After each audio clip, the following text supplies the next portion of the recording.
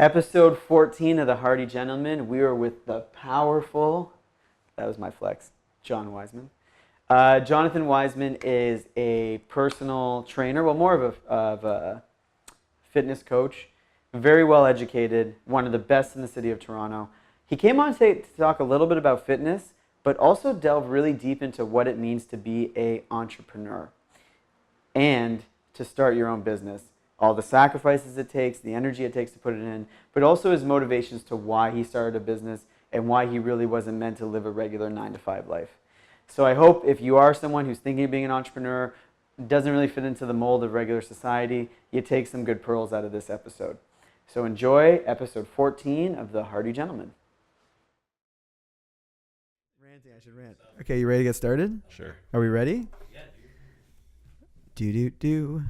So today, again, it's me, Jordan, from the Hearty Gentlemen, and I'm here with a good friend of mine, which I say often, but I've known you for 6 years. 26 years. Let's see how good you are at math. How many Olympics is that? I don't know. Colin? No one cares. No one knows. So it's been quite a lot of Olympics. Because Special Olympics are every Olympics 2 as well? years. Yeah, let's do winter, summer, and the Special Olympics for each one. How many has it been? Probably 4 or 5. Intro the guest. Yes. So, Jonathan Wiseman. Yep. Or Jonathan Wiseman. You are the founder, creator, owner, operator of Optimal Body Fitness. Yep. Which is a boutique style gym in the heart of downtown Toronto. Mm-hmm. And you're one of the first to actually do that in Toronto, I think. I know they're popping up a little bit more now, but... I don't know if I'm one of the first, but I'm probably one of the best. Oh, confidence. So, why don't you tell us a little bit about what it was like starting up a business like that? Because what year are you in now? 4, 5? Well, the gym is year 4. Officially starting the business probably 6 years ago. And starting personal training was probably 11 and a half, 12 years ago. Wow. Time flies. We're getting old. I feel it. So what was that like? Like 6 years ago when you were like, okay, I'm done training people. Well, I still did that. Well, for a sorry, long you're time, done yeah. just personally training people at somebody else's gym. What was the big motivating factor for you to open up your own thing? I'd say it was probably, number one, even before I started personal training, I had a goal as far as what I wanted to accomplish in this industry, and I've accomplished it. So I knew where I was going to go. I just had to build up the foundation to get there. But a friend of mine who lives in Australia, I watched him go from literally a super negative, unsuccessful, unhappy man in the same industry to owning 32 gyms, and it's a $20 million a year company. And I saw him do that over a 5-year span. So he kind of motivated me a little bit. Did you talk to him about like what flipped that switch in him? I think what flipped the switch in him is just, I honestly don't know. I think it's going to be different for everyone. So I honestly don't know. I think it was probably a lack of better options. So he didn't really want to stick around in the commercial gym space, working for someone else who didn't listen to his ideas and didn't agree with him, and he didn't agree with their systems. So he left and he did his own thing, and it's worked out. And then you followed suit? Yeah, he motivated me to do so. I mean, he would consistently, talk to me and say, you've got to do X, Y, and Z. It's time to leave, your gym, your good life. And it took him probably a good 9 months to convince me. The exact same time it takes to birth a baby. Exactly. So I created a baby. You created a baby. Yes, a mental baby. Did you have any? Because you've always been a little bit of a rebel. Yeah. Since I've known you. Yeah, a little bit. Like you weren't the person who's like, I'm gonna study 3 hours a night when I get home from school. And I have been that person in certain times of my life. I think I am who I need to be when I need to be it. So if I'm in a situation that calls upon a certain skill set and action to get me in the next level, I'm going to do it, and I'm going to do it 100%. But generally, I would say academics and me don't get along too well. And it's not because I can't retain information or study. It's because I don't feel that the system's designed to teach people like me. So I kind of had to teach myself, and my parents had to take me to a lot of extra curricular courses with special, more integrative teachers outside of school so I could learn things on my own and teach myself how to learn. So I pretty much taught myself how to intake information at the same speed as everyone else. So yeah, that's probably half of why I am the rebel that apparently I am, is because I had to kind of learn different paths on my own, right? What'd you find was the biggest struggle in school? Well, I grew up with learning disabilities, so that wasn't very easy. I had like a verbal learning disability, so I couldn't pronounce R, and that was challenging. I couldn't read or write until I was 8 years old. I couldn't even write my own name properly. I wouldn't say it's dyslexia, but when I would look at letters, even numbers, they would just jumble up in my head. And so that was challenging, and that of course led to me not having many friends. I felt outcasted. I felt like an idiot. And I think that first 8 years of my life constantly made me feel like I wasn't good enough. And luckily for me, that's given me a chip. And that's probably one of the most powerful driving forces that I have now, is I don't want to be seen as an idiot. So I work really hard because of that. It's, like I was also learning disabled, and I look at it now and some people that were in that class, and it's like they seem to be the people succeeding most in the world. Yeah. Because we generally think outside of the box, right? Because we have to. Because we're not in the same box as everyone else.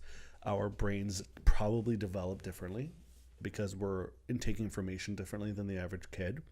And then again, it's going to design a certain level of grit, dealing with feeling like you're constantly slower or being held back from everyone else, can't keep up. It's going to make us work harder. But once we find that path that works for us, we literally fly past everyone else, because we have that work ethic that we developed and that want to be as good as everyone else. And then, of course, we've got a gift. Generally, anyone I've ever met who's got some variation of, growing up with a learning disability usually ends up being quite intelligent in other ways if they're lucky enough to find it. Yeah. And also, I find people with learning disabilities tend to be very interesting. Yeah. Because you're right, we just have a different thought perspective, pattern. different way of thinking. Yeah. Information comes in through the same kind of information processors, but it gets processed differently. So we end up with different kinds of bits and pieces than everyone else does, which makes us seem different, but in a very good way, right? Because we end up with things that no one else would have thought about. Yeah. So that sort of leads into my next question. 9 months goes by. You're motivated. Did you have any fear, or did you know, like, I'm going to make my own path, start my own business? I'd say I had a lot of fear, which is why it took me 9 months. But I have always looked at fear as a driving force, not something that holds me back, right? My mom told me when I was a kid that fear is just your body's way of telling you something's worth it. Okay? So that's kind of how I look at things. And for me, being afraid is never something that's held me back from doing anything. It just forces me to analyze all the consequences and options a little bit more closely. But yeah, I mean, like leaving, a semi-comfortable job to go into a position where I had nothing wasn't easy, but I was very lucky at the same time, because during that period of time, unfortunately, my father passed away, right? And he left me with a little bit of money. So that at least helped me kind of bridge the gap from leaving and, succeeding for a little while on my own. So that kind of dampened the hit of not having any type of income for a little while. So I'm lucky in that sense, and unlucky in that sense, right? Because I probably could have really benefited from his accounting knowledge, But it is what it is. It's not hereditary. Yeah, I hope so.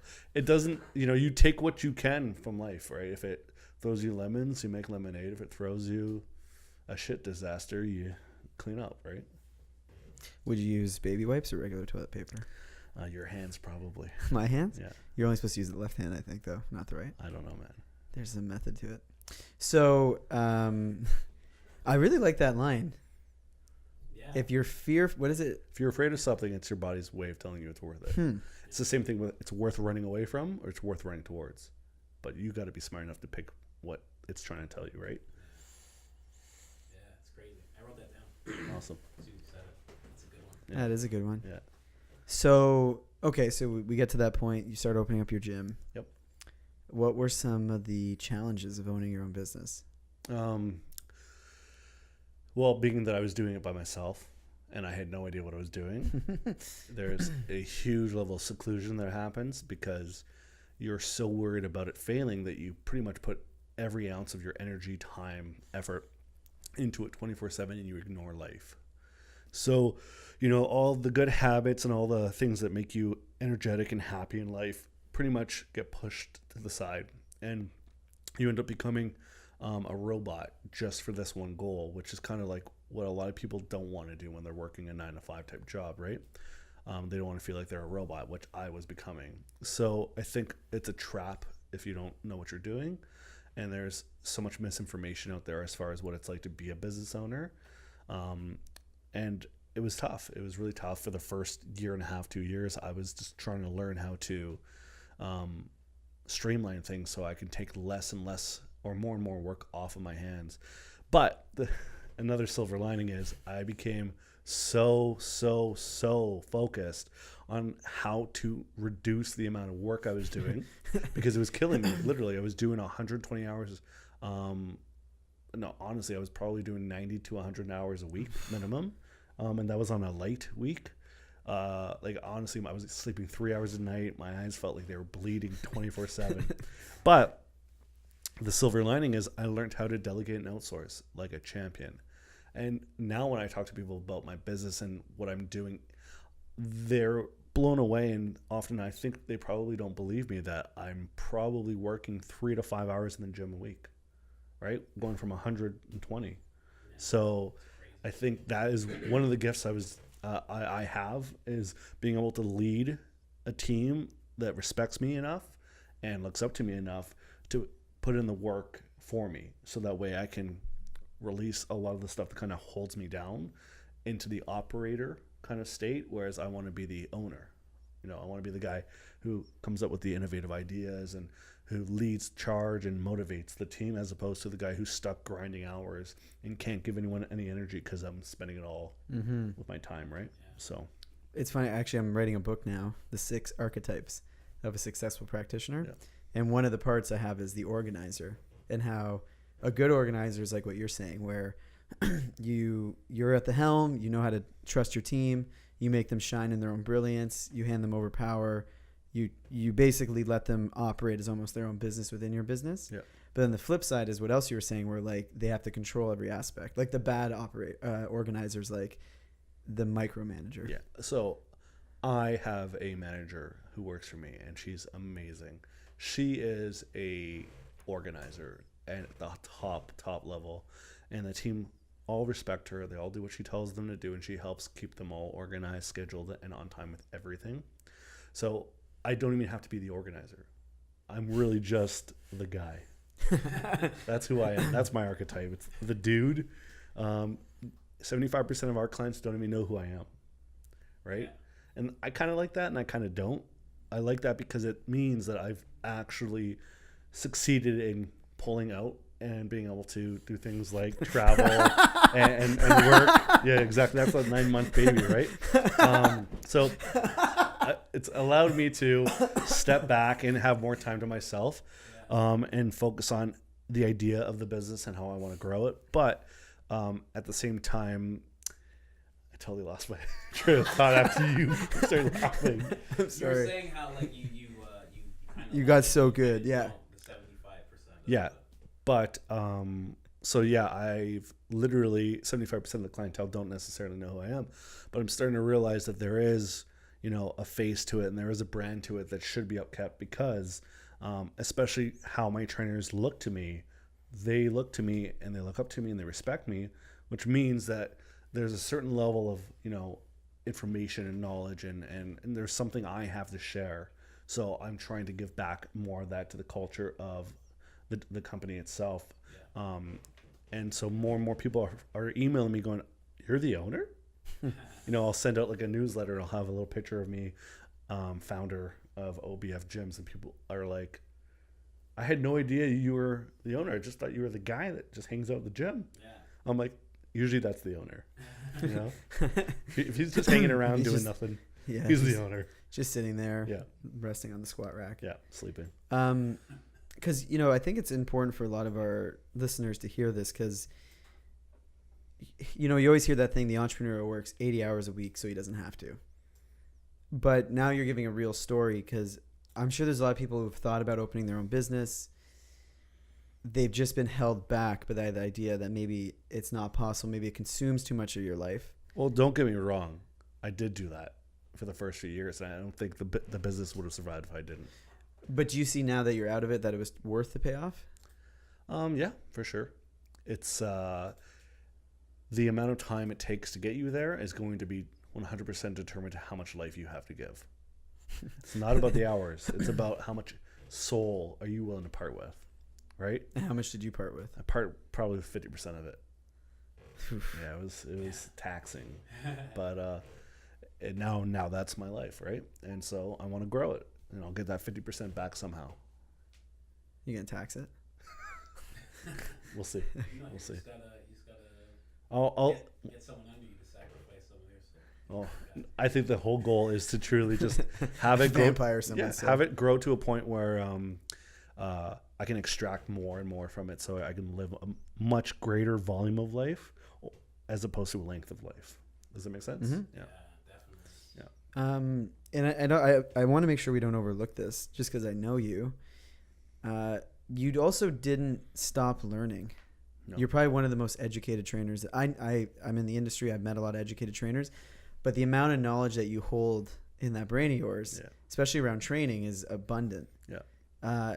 So where did you start to, when you were building your business, be like, okay, so I can allot this much time to learning because I don't want to atrophy, but I also need to not spend that much time because I got to build the business. Like, was there some magic number that you came up in your head? I probably spent a full 2 years learning only business and doing only business, and maintaining what I knew. Okay. And then after that, I started to start the education wagon again, got back on the train. And so the last 2 years have just been focused on education aspects, because now that I've built it to a state where it's stable, I can then go out, grab knowledge, bring it back to the team, which is really what I want to be spending my time doing, because it's what I'm passionate about. But I spent so much time learning and educating myself before that happened. I still had so much information in my head I still had to process. So over those last 2 years, or the first 2 years, I was still able to learn new things, especially with having as many clients as we do, and working with as many people as I worked with for the first 2 years. It allowed me to really trial and error a lot of the stuff I learned and find ways that it worked and found ways where it didn't work for our niche and our clientele type. So I was always learning, but not necessarily was I going and doing more and more educational courses, because I just didn't have the mental energy or space in my brain to take on more. But you get to a point where you can take all that information that you just pulled in and you start to put it into folders, and then all of a sudden you have like an organized kind of quiet space.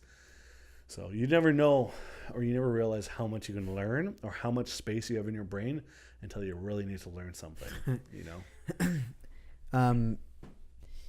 Because I find that's also like a lot of entrepreneurs get stuck in that I need to learn more before I take action. Yeah. Well, the thing is I have always had the mentality of learning while doing, and learning from my mistakes gladly. I know what failure is like, right? And for me, it's something that you should kind of chase after, because if you're close to failure, that means you're also close to success, right? And at the end of the day, if you do fail, like everyone's heard a million times, there's a lesson, right? And I feel like you can't truly fail unless you accept it's a failure. If it's a lesson, you can keep going forward. If it's a failure, you kind of get stopped.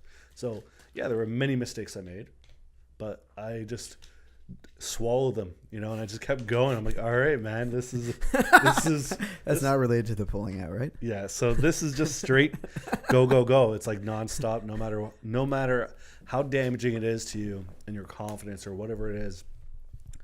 I accepted the fact day one that I would not give up no matter what. So there was never that unsurmountable amount of failure in front of me that could stop me. So yeah, buddy. Yeah, that's cool. Yeah. Savage. Is this our time for advertisement break? Advertisement. Yeah. Today Today we're brought to you by toilet paper.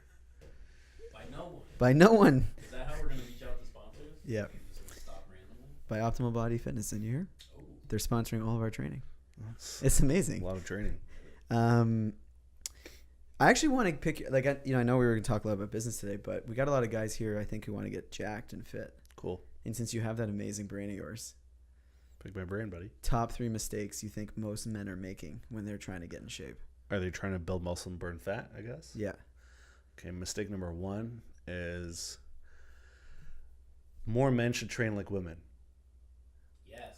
Okay, less rest, more volume.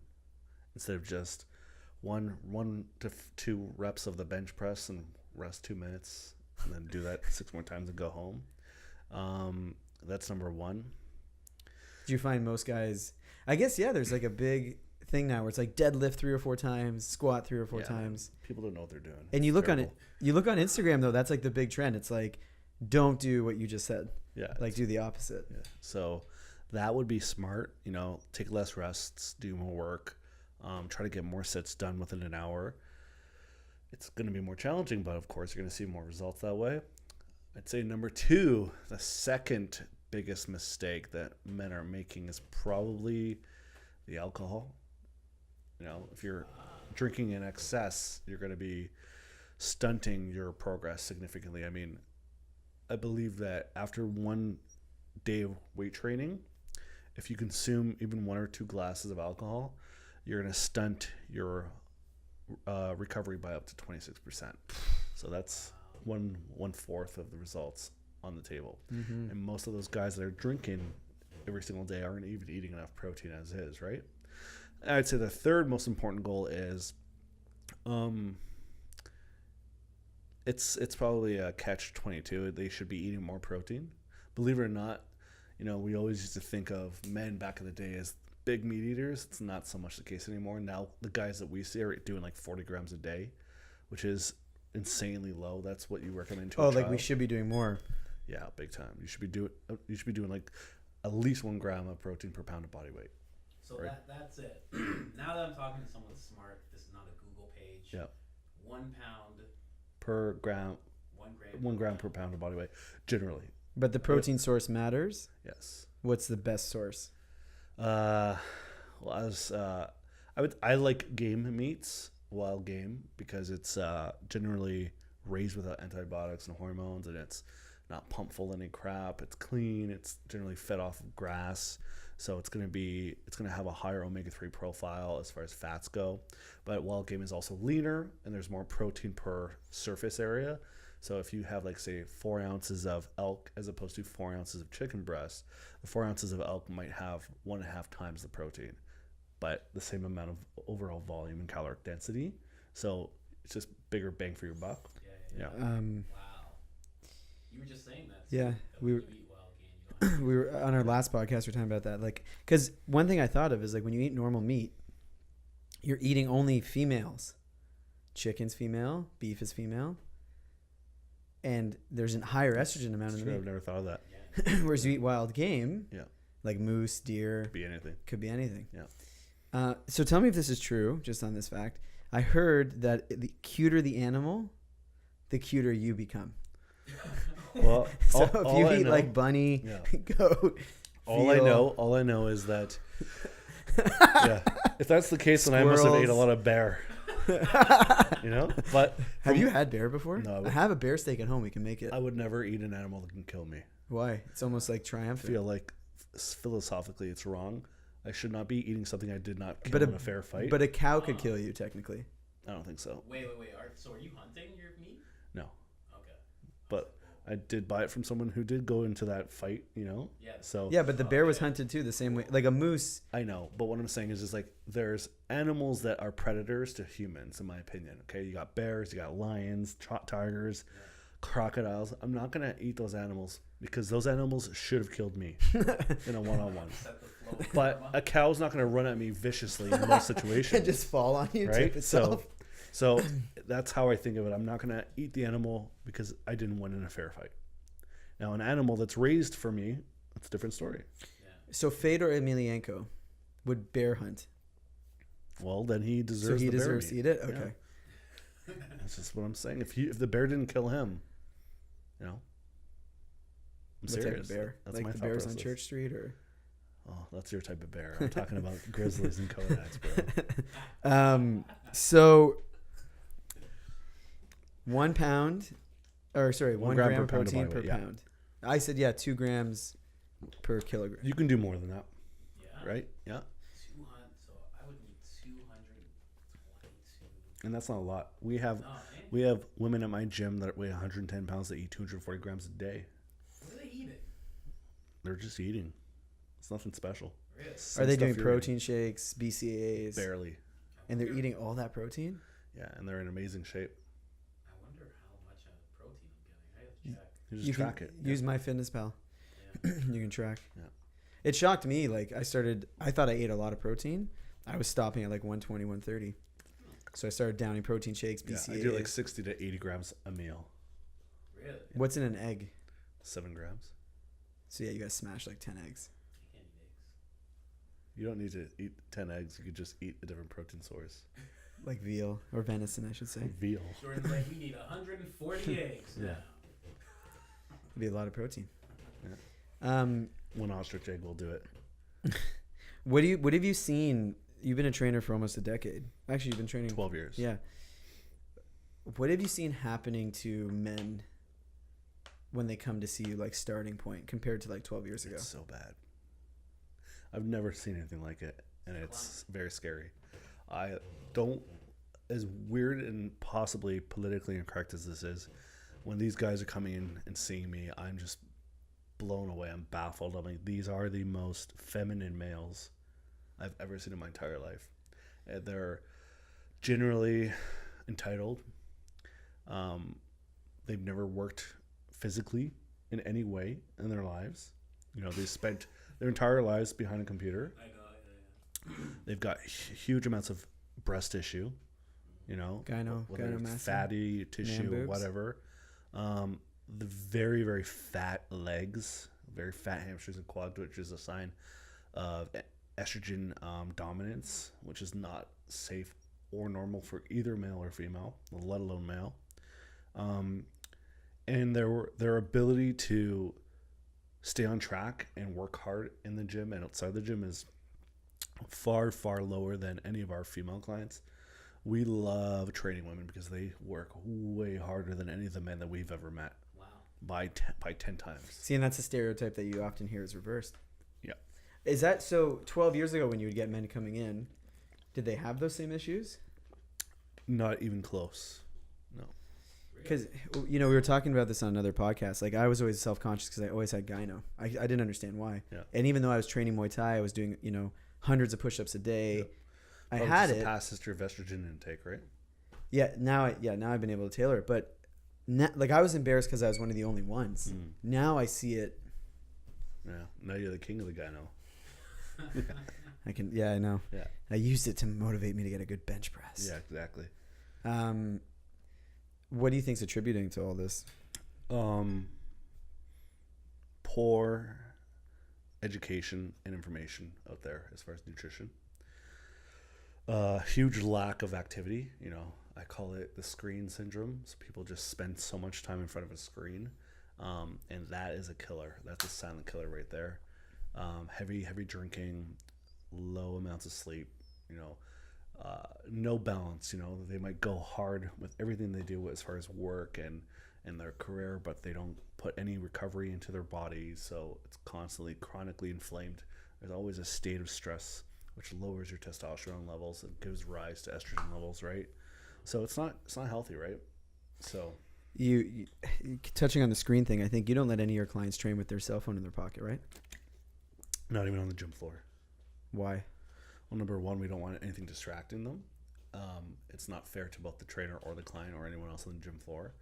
But number two, phones emit electric or what's it called? EMFs. Yeah, EMF. So they emit EMF, and thus that actual wave of energy has been shown to disrupt testosterone levels as well as things like your circadian rhythm, especially. Pause for 1 second. Yeah. Keep going. Yeah. So, for example, if a lot of people do sleep with their phones right beside them or under their pillow, and that means you're not going to get into a deep state of sleep no matter what. There's no, you can't be a superhuman and bypass it. If you have your phone on in your room, you're not getting into a deep state of sleep. What about airplane mode? Airplane mode's fine. It's better. It turns off data. Okay. Yeah. Yeah, because I use my smartphone as an alarm. I'm sure a lot of guys here too. So what I do is, if you have an iPhone, you just turn on night shift mode. So number one, it reduces the blue light exposure, which is the harmful form of light. And then, and think about it like this: if a mega company like Apple thought it was important enough to put in their settings something that turns off blue light, that means they don't want to get sued, right? Yeah, right. That means it's real. Okay. Number two is, I tell everyone to turn their phones off an hour before bed. Yeah. Okay, I try to get all technology off. Maybe keep the TV on if you really need something to laugh at, and finish your day off with something that makes you smile. But computers, anything like that, just turn it off. And I don't suggest we unplug Wi-Fi at my house when we go to bed. There's no point in keeping it plugged in. We're not using it when we're sleeping, right? We don't have any light exposures, no electrical exposures in our bedroom. If there is even one small blip of light, I'm not going to sleep, and I will find it. And they did a study.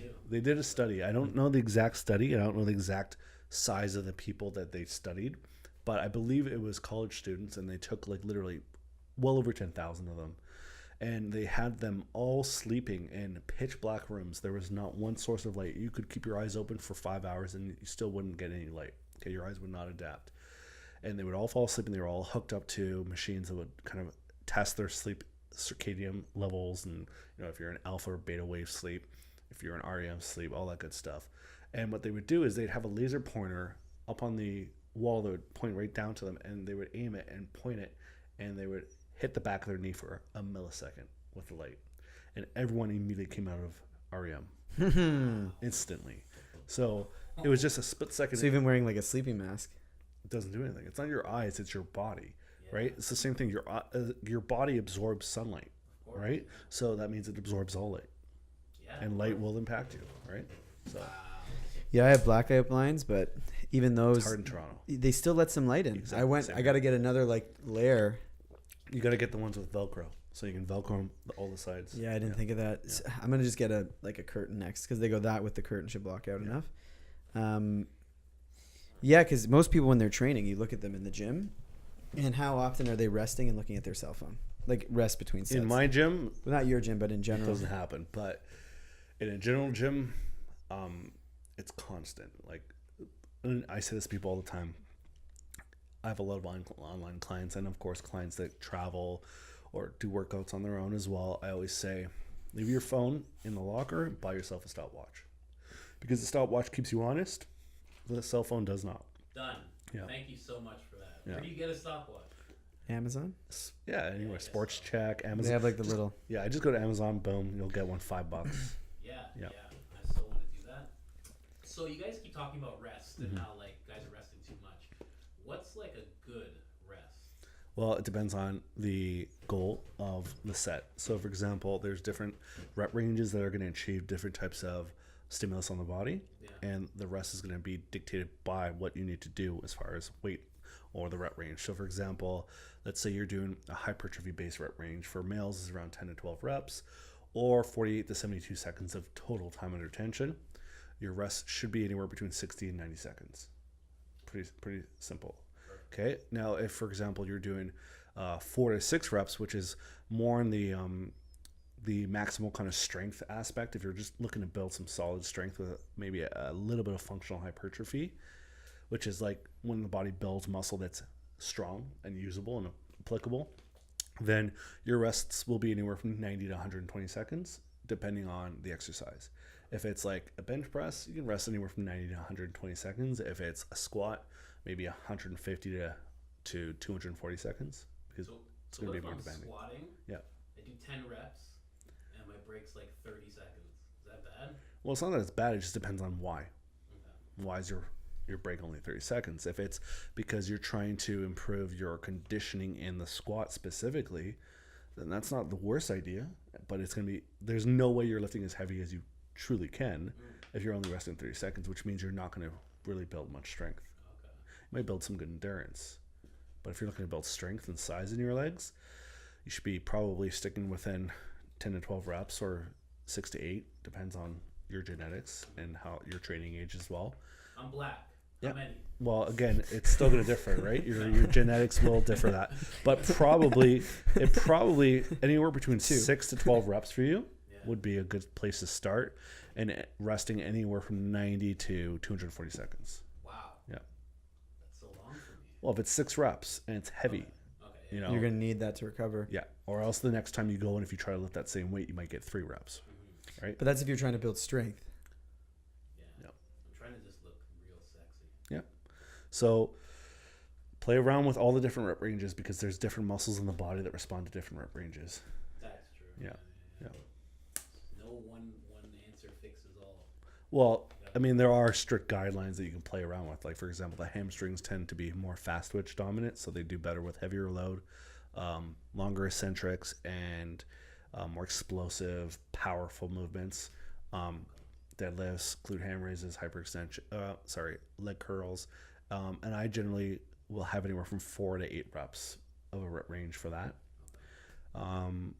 And for example, if I'm doing, say, quad dominant exercises, quads tend to be a lot more endurance based. So they take up a lot more oxygen. They take up a lot more, or they can take in a lot more blood volume. So they tend to produce a lot more lactic acid as well, but they can go for longer. And they need to go for longer in order to be stimulated properly. And the same with your lats. Your lats are a lot more of a endurance muscle. So generally anywhere from 8 to 15 reps for your lats is a better place to play around instead of doing 1RMs, you know. But 1RMs again aren't the worst place to play around with if you have a specific reason for it. What's a 1RM? 1 rep max. So how much you can lift for 1 rep. Okay. Yeah, maximum. So much to know. That's a lot. That's why. So, guys looking to get in shape, what's the importance of having someone who's training you or guiding your program? I always say the smartest people in the world are the people that hire experts. So why waste your time trying to become a master of everything when you can hire the master, right? Get there 10 times faster. Because the amount of information that's out there, you won't learn it in 50 years. Okay? So hire the guy that did and let that person be the one who takes you there, because having the right coach, whether it's a business coach or a personal trainer or a functional medicine practitioner, whatever it is, that person is going to get you there probably 10 times faster than you will by yourself. So at my gym, our clients see about 8 times faster results with us than they do alone. Wow. Yeah. That's amazing. You also do online training, though. Yeah. I'm assuming they're not as good as if they come in to see you, but Well, the types of clients we attract for online are generally people who are already fairly equipped as far as, you know, consistency and lifestyle. We don't let people join our online program who have no history of training. So the people who generally train with us online are either past clients who have moved, or people who have been referred to us by clients that are already at a decent level of training and overall consistency and just need structure, and for us to take the thinking outside, like away from them, so they just go in and get it done with both nutrition and training. And our clients get amazing results online. I'd say just as good, but it's because of the right people for online. If it was someone who has no idea what they're doing, it's going to be bad, because we don't dumb things down. I mean, we give our clients exactly what they deserve, which is very customized, intelligent program design. So our niche isn't beginners, you know, it's intermediate to advanced. Yeah, that's cool. I've never heard of like a club or gym like vetting people for online or anything. Yeah, I mean, Probably they usually just like give it to whoever. it's luckily for us, we have a really good brand and really good niche. So the types of people we attract are the people we want to work with. Yeah. Amazing. Yeah. So you mind if I just ask, for somebody who's like just starting, I guess let's just paint the picture of like a 19-year-old guy. Yeah.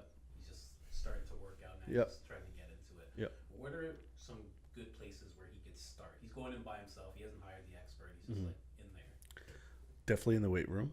Of course. Yeah. Most 19-year-old males are going to see results no matter what they do because of the hormonal cascade of evolution that's happening inside their body. So they're so jacked up on growth hormone factors, testosterone, all those natural goodies. The body's going to respond whether it's stupid training or not. But it's always better to start with smart training, so that way that person doesn't create muscular imbalances, structural imbalances, and future injuries, right? So the best place to start would be in the weight room.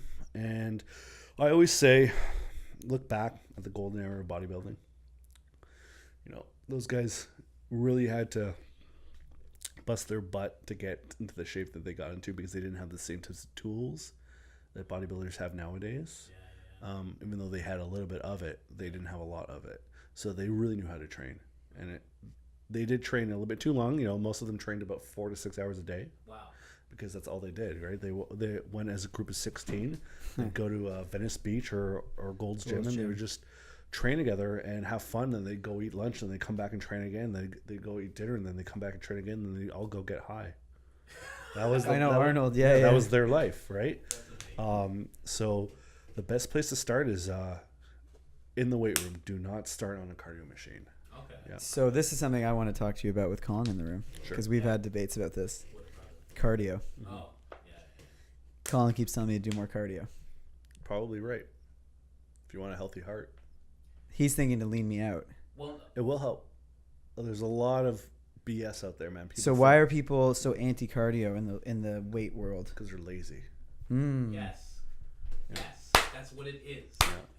I've been doing cardio once a week. Yeah. And No. he says he does cardio. Yeah. It's ridiculous. I've been doing 20 minutes 3 times a week And then since he's last like, week. That's perfect. He's like, Yeah. I don't know what to do to lean out. If your nutrition's on point and you're training properly, if you added in 2 30-minute sessions, you'd probably start losing fat. I've been doing 3 20-minute sessions since Same. last week. Yeah. There you go. Yeah. And watch the difference. It will make a difference. Yeah. Yeah, you can't tell already. But it's not just the fat loss you're going to see. It's going to benefit your heart health. And your mood. But it's also going to do things like partition nutrients better. So it'll help you recover from your weight training workouts better. So it's better to do cardio separate from weight training? Yeah, on days off. On days off. Hold on, let me just go back. It helps you recover in what way? So it helps partition nutrients through the body because it sends blood constantly throughout the muscles. So it carries nutrients to muscles. Wow. Yeah, so it moves things faster. But you want to do it off days. Yeah, don't do it on the same day you trained. No? Yeah, it's not as productive. It's always better to do it on days you're not training. What about at night? You train weight in the morning and night and cardio at night. It doesn't matter. I think the best time to train is when you can train. Yeah. I like that. I like cardio in the morning because I put an audiobook on and I just go. And it focuses my mind. It gives me something to think about, and it's my time to learn some new stuff. And then I'll train a little bit later on in the day because my body's more warmed up, my brain's more awake. Some people are opposite. Right? And I think that's important to mention because there's all these people they're trying to be a detective and find the perfect formula instead of just taking action. Well, we all know perfectionists, and those people often don't get anything done. Right? It's the same thing with trying to find the perfect formula for seeing results. The best formula is just consistency. If you're consistent, you're going to see results. Whether it's the results you wanted to see is a different story, but you will see results. Your body will adapt in some way. And then, of course, hopefully that weighs favorable to your goal, and that's going to be depending on what that consistency effort is. Yeah. Yeah. Man. Yeah, but Fucking smart, eh? a little bit. A little bit. And that is how you end the episode of the Hearty Gentlemen. Man, that is not how you end it. There is No? more to talk about, unless you want to end it. You guys want to end it? What's up with this guy? No, I'm good to keep going. There's so much. I'm good to keep going. I just thought that was a great. I think you should cut that clip and put it at the end. What? Man, smart. you're fucking smart. That should be the end of the episode. The outro's all. The outro. But no, so More advice for young men. yeah, because I think it's also related to the fact that being in good physical health will help you in all aspects of life. Big time. And you sort of hit on something. You got these people who've been in front of the screen their whole life, whether they're programmers or graphic designers or accountants or gamers. Yeah. What have you noticed with some of your clients? Because you've trained quite a wide spectrum of them. What are some life-changing moments? What changes in their life once their fitness starts to get on track? Confidence. Mm-hmm. And once your confidence elevates, everything changes, right? You start to believe in yourself more. You take more risks. You advantage more opportunities. Talk to more people. You network a lot better. You enjoy your life. Your happiness increases, and that's really what we're all after.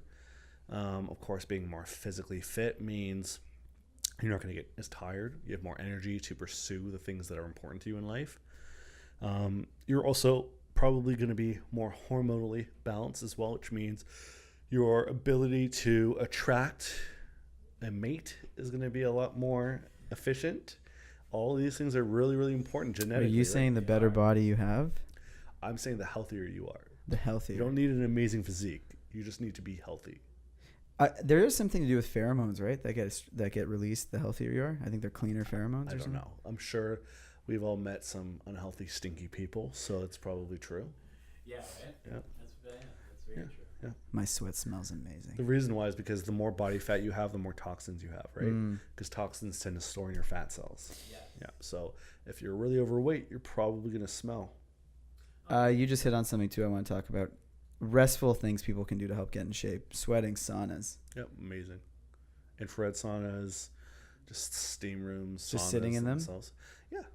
You can do, I'm not really big on like ice baths or cold showers and then switching over to saunas. I think that's a bit too A-type for me. I mean, when I do things, I do them because I enjoy them. I don't do them for any other reason. Torturous things. Yeah. I just make sure that it's productive, right? Mm-hmm. So saunas are fantastic. Some light cardio will make you sweat as well, right? So like walking at night. Yeah, going for a walk or, walking, going for a hike. Just active, activity is key. And, nothing, it's not complex. Just people need to move more. Sitting is the new smoking. Yeah, it's pretty bad. That's the new claim. Yeah. Like if you look at how many people sit in a day, like that 10,000 step thing that everyone's fascinated with. Yeah. So it's more like 8,000 steps in my opinion. People should be doing a minimum of 8,000 steps a day, which isn't hard to do. And also most people in Canada, I did the math based off of the statistics, are in front of a screen, likely sitting down for upwards of 6 hours a day. Including their cell phones, That's not right? including work. Wow. That's including non-work time. So that, I think when I broke all of it down, equates to like 13 years. Jesus. And that's 13 years you'll never get back. And that's also probably another 13 years of your life that's going to be gone due to the disastrous health implications that come from it. So Wow. 26 years of your life gone. Yeah, we got a big I For think most people, that's 1/3 of their life. go to a gone, restaurant right? and just look at people. Yeah. I do all the time. It's very creepy. How do you look at them? Show us the face. And you don't want to see it, man. I'll scar you for life. Have you seen the movie It? It? Yeah. That's my face when I do it. One of the kids? Sure. Which one of the kids? Why would he bring up it and be referring to children? 'Cause a it's- clown. Oh, the clown, Pennywise. How's this kid talking about? He's like, there's a clown. Oh. Got you all. Yeah. Yeah, like you go out and eat, and it's like this device, wherever mine is, You're just it radiating. just steals you, Yeah. and you're in front of your screen like all the time. Yeah. You mind if I just paint that same scenario we had before, Sure. but with a fat, like bigger person who's like getting in there? And Yeah. trying to lose weight? Let's say like 300 pounds, Yeah, 250, like 300 the way I pounds. was when I was like 50, 350, just fat. Yeah. That's it. Yeah. Getting into the gym first time. I would say walk a lot more. Walk a lot more. That'll probably do it. Serious. At a Like you don't want to go younger- too intense, right? When you're that size. Well, not necessarily. I mean, it's a young kid, very resilient. But at that age, again, anything will work. Okay. So, taking up a sport, but of course you have to be mindful of your nutrition. The kid probably needs to cut down on calories a bit, right? I mean, if you're 350 pounds at the age of 15 and you're not 6'6" or 6'9" and a huge linebacker, you don't need that weight. And you're probably doing that because you're inactive and you're eating way too much junk food. So, cut out the junk food, start eating healthier, start walking more, go to the gym, lift some weights. Okay. What are Sorry, can I just get one more scenario? Sure. so? What are someone who's like our age, Yeah. 30s. I'm 22. What are you talking about? Getting back into the gym. Like let's say they just had a bad things that happened. 5, They 6 took some time years. out, yeah. Off of a divorce or something. Yeah. But they're trying to get back into shape. Like, what are some good things that they can do? I mean, it's really not rocket science. I mean, unless you're training with a specific personal trainer who really knows what they're doing, the advice doesn't need to be that complex. Okay. The advice really is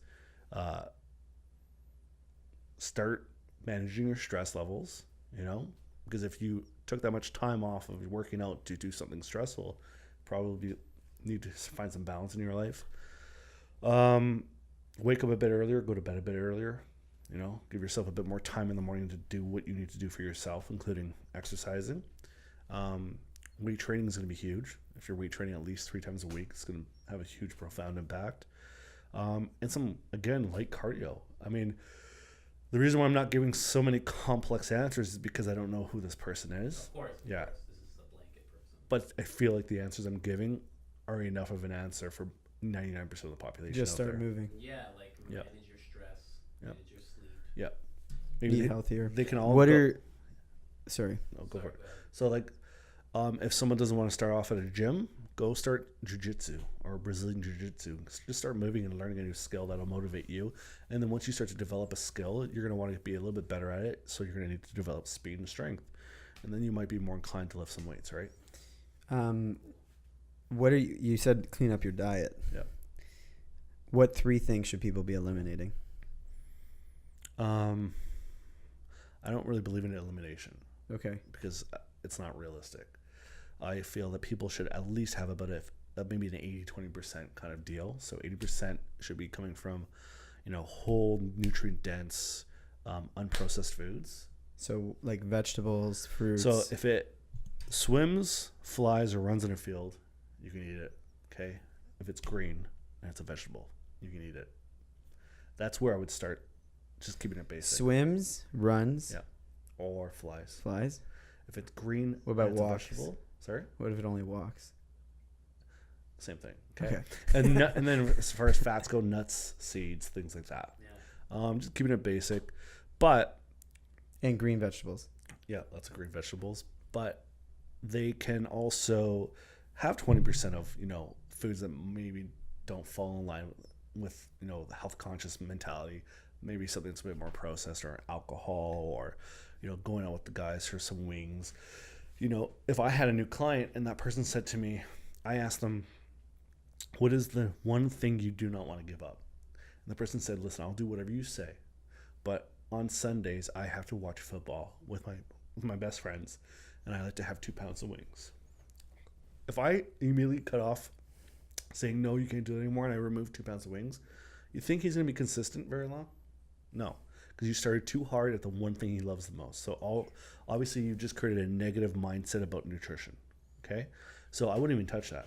I would try to fix everything else. Do you find small progressive changes in the end will do better for somebody than being extreme? Yeah. If you want long-term results, compliancy with nutrition is key, but that doesn't mean you can't get them fast results either. We get our clients very fast results, but we do that because we believe it builds momentum. And momentum carries longer than no momentum, right? But as far as the nutrition goes, we're not Nazis. We give people the ability to enjoy the life and make their own decisions, but we help them make good decisions, right? So you just give them the knowledge and the education they need to understand the impact of those decisions. And when you give them those tools, people start to make better decisions, because the more they know, the less likely they are to do things that constantly hold them back. Yeah. Right? Man, I've never wanted a trainer more. Yeah. I know. Yeah, buddy. Jesus. Podcast sales. And you know what else you can talk about, John? What'd you just say? Podcast sales, bro. Oh, I think you said podcast sayings. Same shit. Because I was just about to say, you know what you could talk about with John too, Colin? Same Dragon Ball Super. Oh yeah. Yeah. Obsessed. That's it. He could I mean, train. That's He'll have what got me Goku into screaming. weightlifting. Really? Dragon Ball Z when I was 8. Wow. Yeah, got me Which into, character? Got me into martial arts and got me into weightlifting because I wanted to be like them. Which one? Or I think my favorite was Trunks. Oh, like Cell Saga Trunks or Child Trunks? Cell Saga. Yeah. I wasn't Did you a fan of see Trunks. or Super Trunks where he takes on Goku Both. Black? Both, all of them. Yeah. Yeah. Trunks is He was my favorite. My first email ever was Trunks Really? _2_2 at Wow. blah blah blah. That was my Trunks, first that email ever. saga was the That coolest was like saga. when I was like 6. Though his sagas are the best. The Goku Black one and the Cell games. They're dark. That's why I like them. He got them off of Terminator. Oh really? Yeah. Makes things sense. get dark. The Android saga with Gohan, crazy. Yeah. Oh, when Yeah. Gohan snaps into Loses Super his Saiyan arm. 2, He loses his arm. he doesn't Yeah. lose his arm; it just gets Murked broken. so quickly, Yeah. and then Trunks Trunks transforms over. just from rage. Yeah. Oh, you mean the He's the like movie? crying over Gohan. Yeah, and he just that's one of the best scenes. Did you see the new movie? Who the new character is?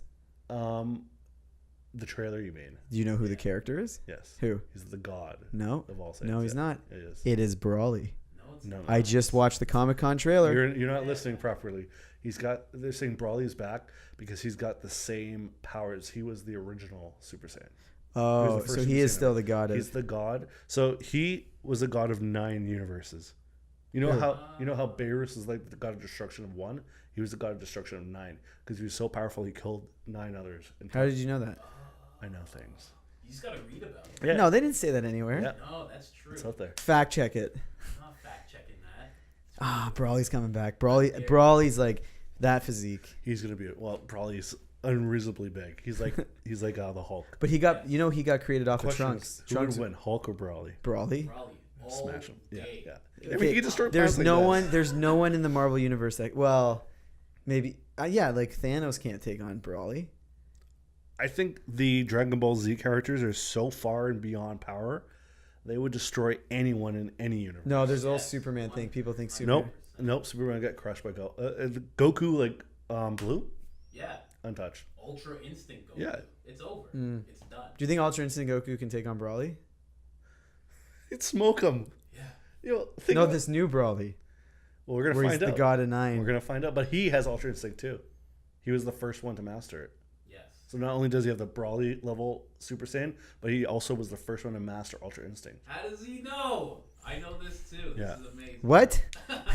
I just watched the new trailer with Brawly. I'm like, this is gonna be sick. 'cause Trust they're- me. they're I making- knew about that because someone did a fan trailer, but they're and making the person it, that did the fan trailer Yeah. knows everything. they made it canon. This is making it canon. Oh my god. I No, watched that same But trailer. Brawly, but So I was like, "What is this?" I mean, this would be sick if it was real, and it turns out it's real. So Yeah. obviously that person had a foot in the door, Exactly. and so this guy, Goku, goes Ultra Instinct as they're constantly going back and forth, and then he goes, "Oh, looks like you've mastered it." Yeah. He's like, "I created it." Boom. Yeah. Ultra Instinct. He just so said- Beerus has no chance against him. No. What about Whis? Whis, a different story, because they're the angels, right? right. I don't know how powerful they are. No one does. So Toriyama said that Goku God Super Saiyan is a 6, Beerus is a 10, and Whis is a 15. So where's the blue? So Blue would be like a 7, 8, And it's Ultra Instinct probably a 11. 10. I don't think. Probably 11. No, you think he's stronger than Beerus? That's I don't why think he's stronger. I think he's more capable because of the evasion capability. Do you think Jiren's stronger than Beerus? Yeah. Because Jiren's co-captain was going to become a god of destruction. Yeah, but so obviously their level of strength is But fairly close. Sidra, I don't know who Sidra is. Sidra's that god of destruction that tried to kill Frieza or tried to kill Goku, gave him the ball. Okay. The Universe 9 guys. Yeah. He was like Goku could have beat him even in Blue. Like there's different levels to the gods. I think it's because he was in training. But they No, showed. Sidra wasn't. No, Sidra was full form. But each god of destruction is different power. Yeah. But did he die though? That god of destruction. Yeah, he got snapped away. I mean, did he die in the fight? No, So then, Oh, we I don't know know. how hard he was pushing them. no, he didn't fight Goku. They're just saying his power level wouldn't be as high as Who's Goku's. saying that? The same guys that you were watching. I don't know, man. Guys, be careful there. There's a reason why those guys weren't in the fight. Would have been unfair. Yeah. He would have just had a bunch of gods of destruction flying around, not being able to catch each other for until the time ran out. If you read the manga, Beerus actually overpowered 7 of them himself. Yeah, well, I guess it makes sense because They're if the all god, fearful of but if the new Saiyan god was able to destroy 9 of them, then there's probably levels of strength.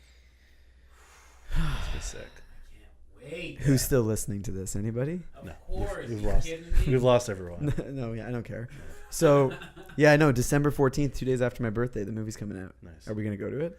No, Is that how I'm gonna celebrate? those my- are the types of movies I like to watch alone in a dark room. Yeah. Yeah. I got a projector. I have a projector Fuck too. Fuck everybody. I just watched this by myself the moment it comes out. You came over to watch the finale, right? What'd you come over to watch?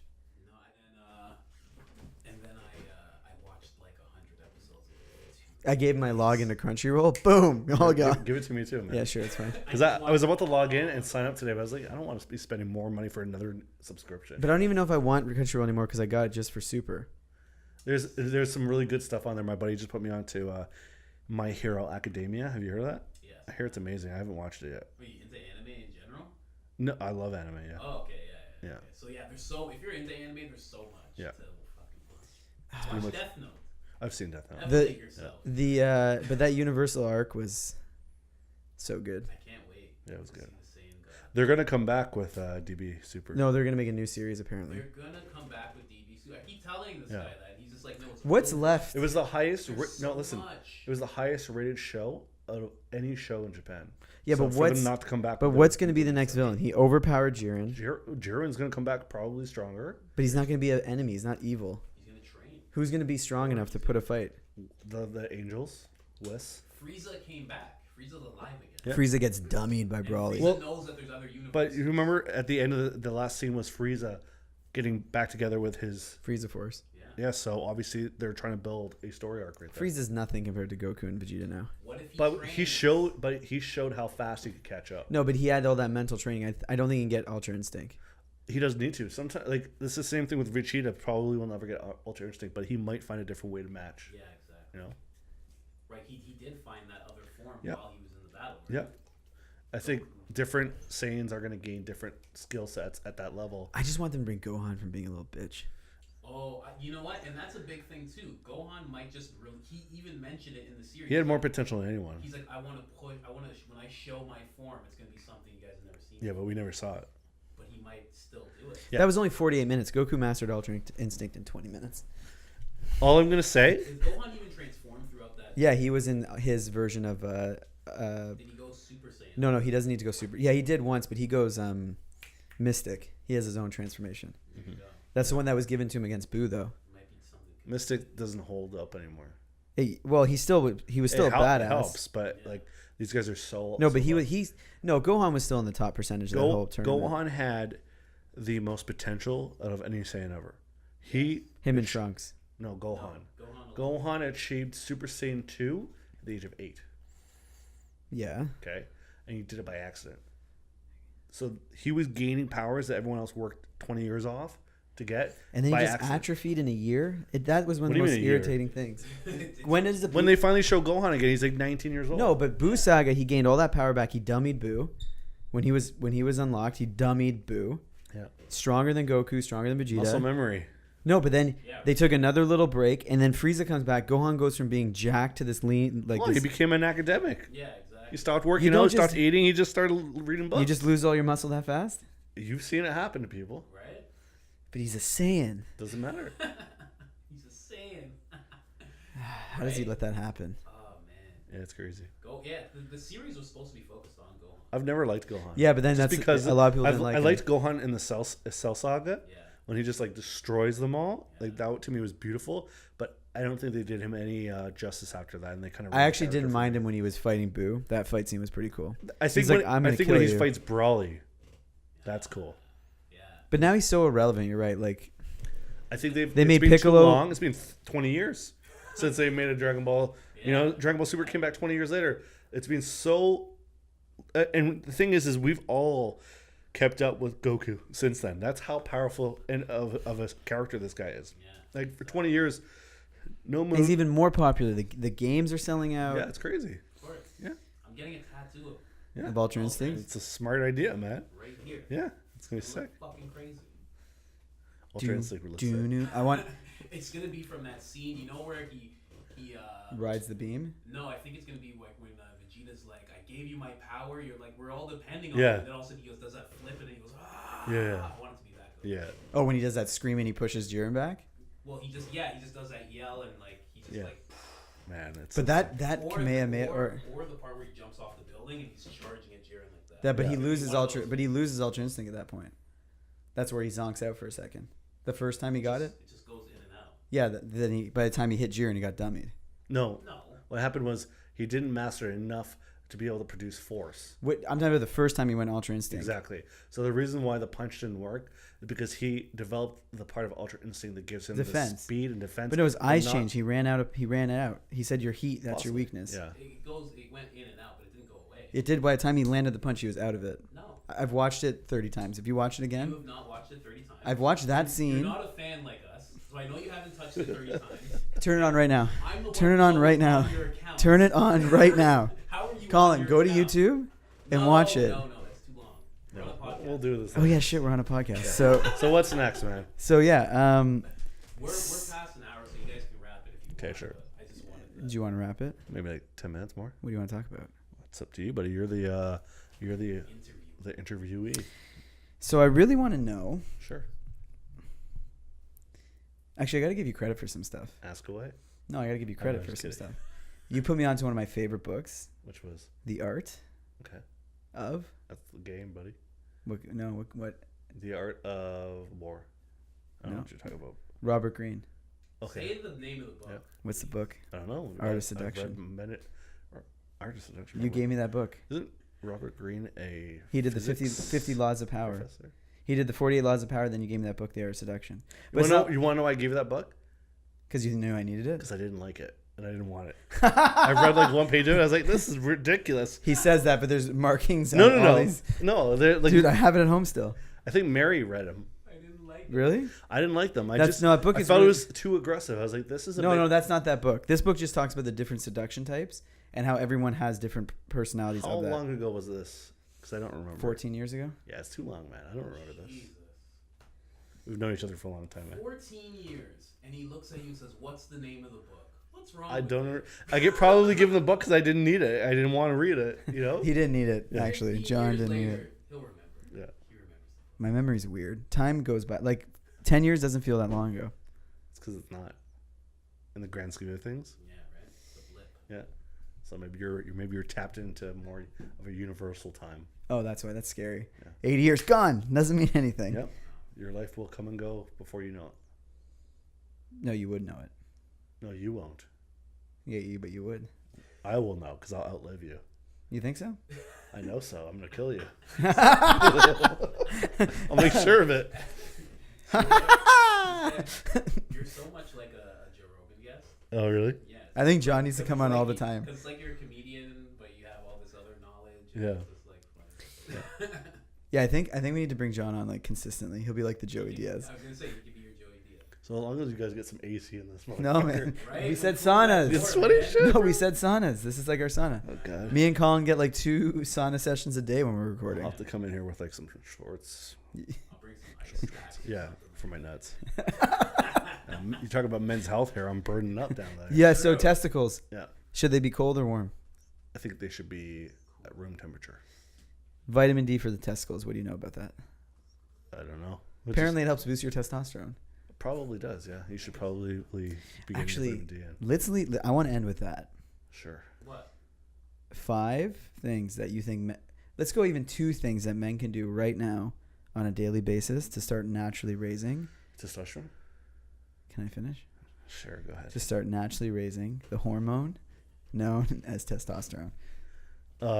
Number 1 is probably getting more sunlight for sure. I'd say that'd be huge. And number 2 would be getting more sleep.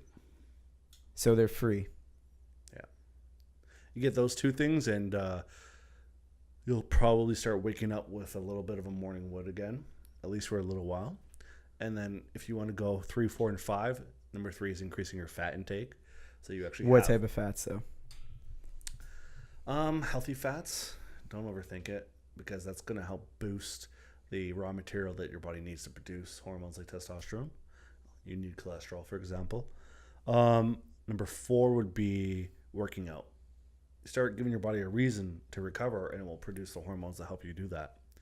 And number 5 would be surround yourself with more people who kind of motivate you to become more of a leader of your own life, because the people you surround yourself with, I feel like you take on certain hormonal characteristics of the group.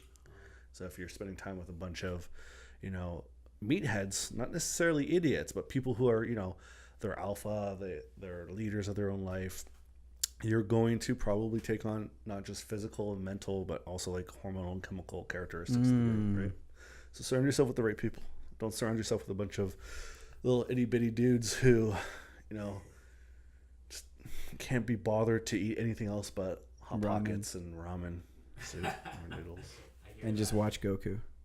Goku will increase your testosterone by 10 times. I think so. Yeah. I think it actually. I think if I used to watch like if I wanted to train really hard, I'd watch Gohan going Super Saiyan 2. I used to watch Dragon Ball Z music videos before I'd go work. Yeah. Yes. Yeah. I'd go, Yes. yeah, and I'd go and go hard. There's People were like, how's this guy doing this? I'm like, in the squat station. Those videos. just serious, imagine man. him at the gym Those screaming. videos Seriously. made me fall in love with rock music. I was like, Oh yeah. Yeah. What was Something Evanescence? Yeah. really, like, slapped Evanescence. me. Do you remember they do the Evanescence would always have them? Yeah. There's a great, actually one of the best clips. It's not even a music video. It's just Here, a clip of the Super. best music video is by a guy who used to do them called 007. Yeah. Okay, and it's one that's the Cell Saga, and there's one also Trunks, and it's like with Linkin Park. And man, it is so good. It will every time you watch it, goosebumps, no matter how old you are. Yeah, it's nuts. Really? Yeah, buddy, trust me. There's one with Goku versus Majin Vegeta. Okay. And that one, the opening scene, there's one with Duel of Fates theme song from Star Wars. Holy crap. Watch all the ones from 007. Just YouTube 007 Dragon Ball Z music videos. You will have a time of your life. It's pretty nerdy. That'll be my workout soundtrack tomorrow. But you can even go now. Super, the music's so good in Super that sometimes even there's a scene where Goku goes Super Saiyan Blue Kaioken. Yeah. And Vegeta goes that new form of blue, Yeah. and they're screaming at Jiren, and like that part amps me up. It's like the second or It's third. because we've been watching this for so long that it has so much meaning to us. Yeah, it's true. So it just motivates Like you. how sick was it? Spoiler alert: when Frieza and Goku took down Jiren together, you're like, That was amazing. Yeah. Like these- Back to back. I was like, what Well, is with Android 18. yeah, Yes. wow, Goku was going in and out of sketching in and out of Super But Saiyan. the reason why we won wasn't because of Goku or Vegeta. because of Android. Yeah. when he came back, when he came back, I was like, what? Yeah. I never saw that twist happening. Yeah. Of course, because you're watching those two and you're like, oh my god. Yeah. Yeah. You never saw And it. he's a They're gonna fuse badass. together. Android 18 was a Yeah. badass. Yeah. Yeah. Yeah. Much stronger than we thought. He could probably take on Frieza soon. Yeah, for sure. Anyways, guys, so thank you very much for today's refreshing episode of the Hearty Gentlemen. Holla. man. We will be Yeah, posting thanks for all having of me. Jonathan's info if you guys have any questions on training. Yep. And he has a gym located downtown again, the Optimal Body Fitness, OBF. OBF gyms. But you can also reach out if you're wanting some online coaching and advice, Mm-hmm. which, as you said, can really enhance the speed you get your results. Is Bye. that everything, or you have anything else you want to plug, talk about? Nope. All right. Okay. Awesome. Do. That's how you end it. Jesus. That's how you end it. Peace. Oh man, that was hands down the most informative talk. That's awesome. Because we had Laura Bellis on talking about testosterone, but you like.